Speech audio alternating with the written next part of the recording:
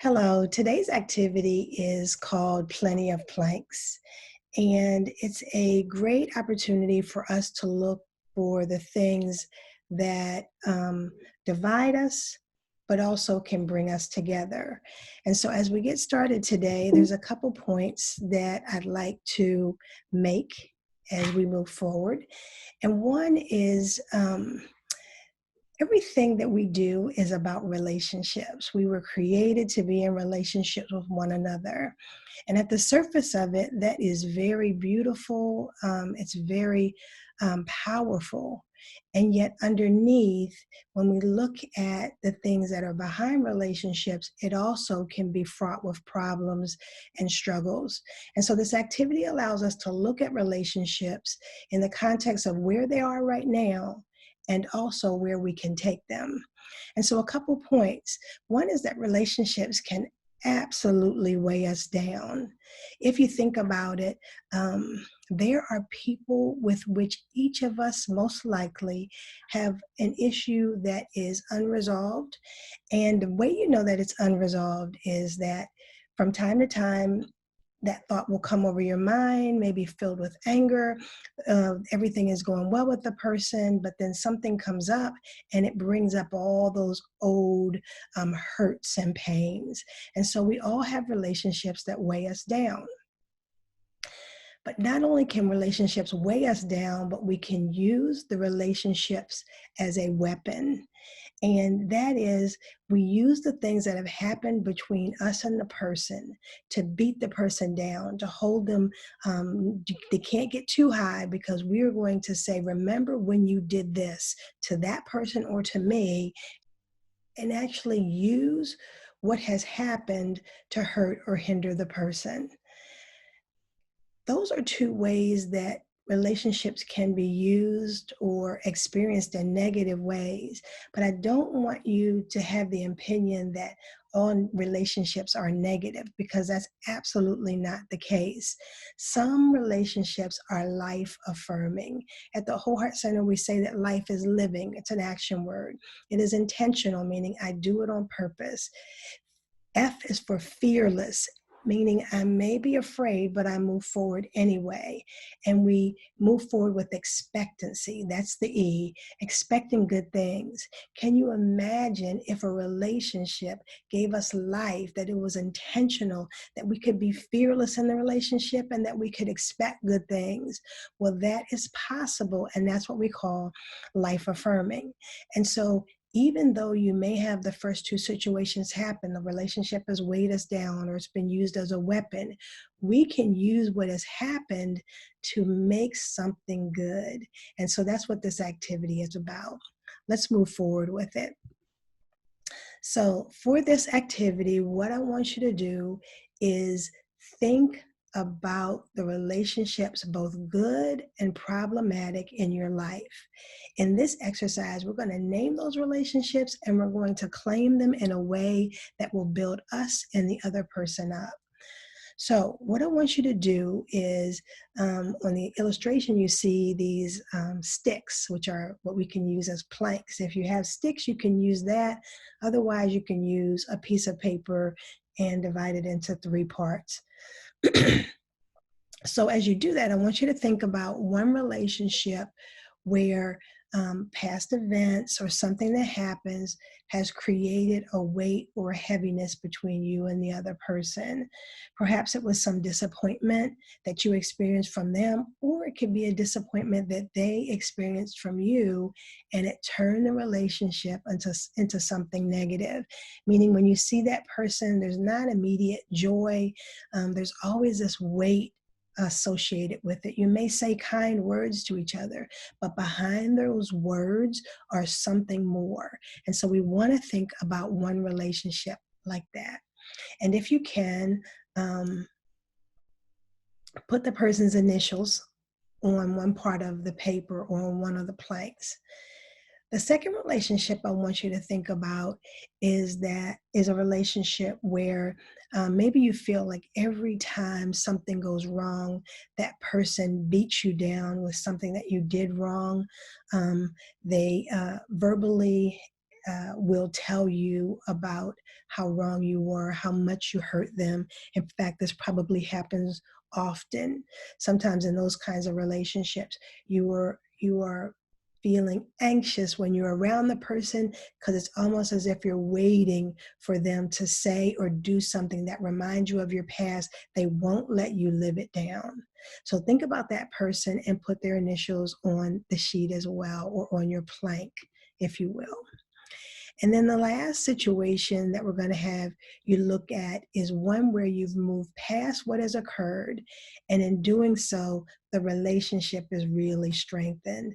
This could be someone, maybe you didn't talk to them for a while, maybe you had some kind of falling out, but yet there came a time when the two of you sat down together, you had a conversation about what happened, not forgetting it, but forgiving it and moving forward in a way that you don't bring it up and you don't have to revisit it every single time you're going through something. So put that person's initials on the sheet as well. So you'll have one where there's a weight between the two of you, a heaviness in the relationship.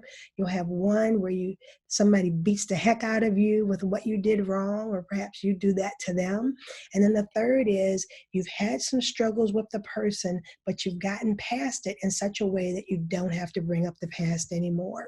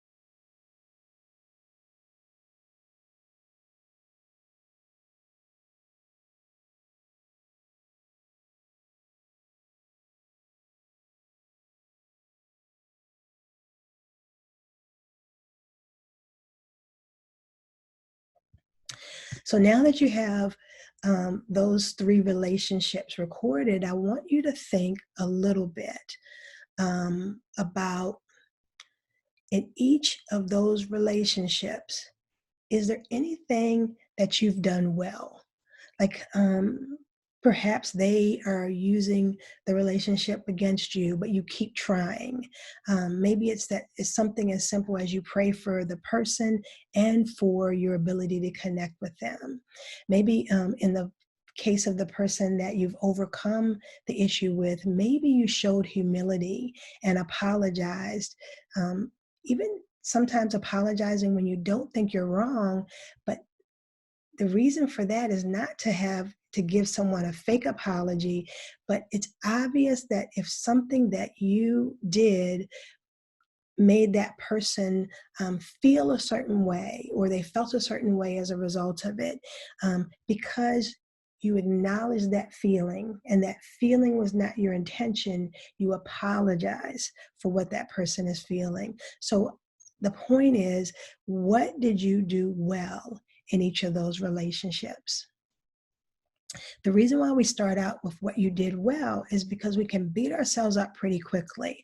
But maybe we begin with a foundation of the good in us. And then once you do that, I want you to go back through those three relationships and ask yourself, what is it that you need to learn, or what is it that you need to do? If it is, maybe you need to learn to forgive. Maybe it is you that you need to learn to really listen to the person's concerns. Maybe you need to learn not to be so flippant to dismiss what the person has said. So I want you to think about what you need to learn or do when it comes to all three of those relationships, because even a good relationship can be taken to the next level.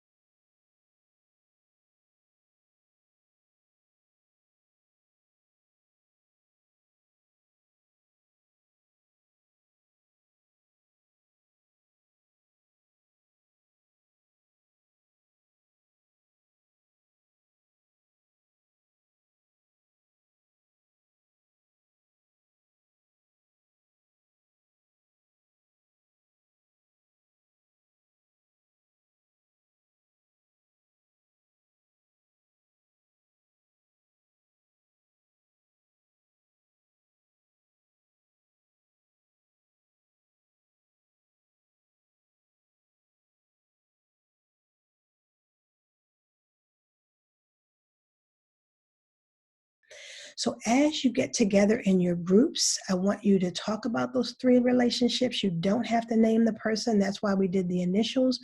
Remember that this is a safe space, though, so that if people do name the relationships, what is said in our group stays within our groups. I want you to talk about the three relationships and figure out if is a strategy for making each of those relationships stronger. As you do that, I want to also caution you that just because we do this activity doesn't mean that all relationships need to be redeemed. There are some occasions when you have someone in your life who is absolutely positively toxic or unhealthy for you. And if that is the case, you may have to learn to let go of that person and move on. Let go of that person in love and respect, but let go nonetheless. Perhaps the relationship can be rebuilt later when both of you have changed and grown, but don't think you have to hold on to every relationship.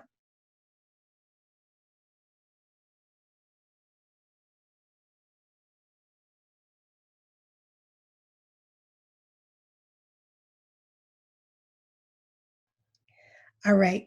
So now that you have completed this activity with your group, I want to leave you with a couple thoughts. Um, One thought is that we hold so much in our hearts, so much that can be good for us, joy, loving kindness. But yet there are other things, jealousy, anger, that we really need to learn to let go, because holding those types of emotions for too long, harboring on things for too long, can actually, we think we're hurting someone else, but it can actually hurt us. So we need to determine when it's time to let go. And as I mentioned in that last activity, sometimes we have to let go of a relationship, maybe for a time, maybe forever, but we have to use wisdom and discernment as we do that. The second point that I want to make is that our actions involve choice. We always have a choice. I think part of our struggle sometimes is we feel like victims and we feel like we don't have a choice, but we absolutely do. In each situation, whether it's good or bad, claiming our power and then in declaiming our power and determining whether the relationship will go forward and how it will go forward can be such a benefit, not only to you, but also to other people. You just have to figure out, how do you claim your power, especially if for the longest time you made yourself subject to the whims and the decisions of other people. How do you step up and say you are valuable, your time is valuable, and the relationship is valuable to you and you want to build on it, or the relationship perhaps needs to take a break for the time being? And so, um, in the first situation where the relationship is a weight, it can be this heavy thing that pulls you down. In the second situation, I believe the relationship can be a wall. There's something between you that divides you, and you need to figure out whether you need to tear that wall down or reinforce the wall. But the third situation is one where you might have had the weight or you might have had the wall, but you took that plank and you turned it in another direction. And little by little, you took planks together and you built a walkway between you and that person.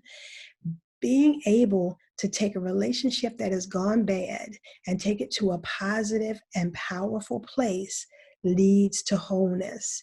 And so there are relationships in your life that you need to fortify, to build a bridge, to move forward and work towards that person, no matter how much work it takes. Doing that can be life affirming, and yes, it can lead to wholeness. You just have to ask yourself, what do you need to do in order to practice the skills and do the things that are necessary? This isn't just add water and it all works. This isn't an overnight process. It takes time, practice, setbacks, moving forward. But after a while, you will begin to see and experience success. Good luck as you continue to process and work through this activity. And I thank you for spending the time with us today.